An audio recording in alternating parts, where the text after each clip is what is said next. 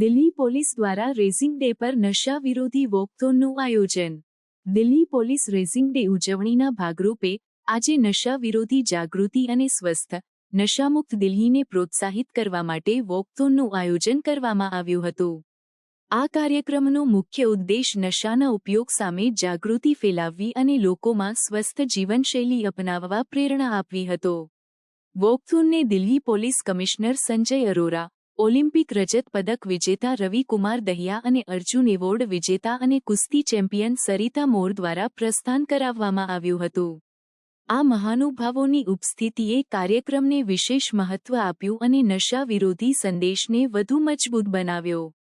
આ વોકથોનમાં મોટી સંખ્યામાં લોકો, જેમાં યુવા, વરિષ્ઠ નાગરિકો અને વિવિધ સંસ્થાઓના પ્રતિનિધિઓએ ભાગ લીધો હતો। સૌએ મળીને નશા વિરોધી સંદેશ ફેલાવ્યો અને સ્વસ્થ જીવનશૈલી અપનાવવા માટે પ્રતિબદ્ધતા વ્યક્ત કરી। આ કાર્યક્રમ દ્વારા નશાના નુકસાનકારક પ્રભાવ વિશે જાગૃતિ ફેલાવવાની સાથે નાગરિકોને નશામુક્ત જીવન જીવવા માટે પ્રોત્સાહિત કરવામાં આવ્યા। દિલ્હી પોલીસ દ્વારા આયોજિત આ કાર્યક્રમ નશા વિરોધી પ્રયાસોમાં મહત્વપૂર્ણ પગલું છે। આવા કાર્યક્રમો દ્વારા સમાજમાં નશા વિરોધી જાગૃતિ વધે છે અને લોકો સ્વસ્થ અને સુખી જીવન તરફ આગળ વધે છે।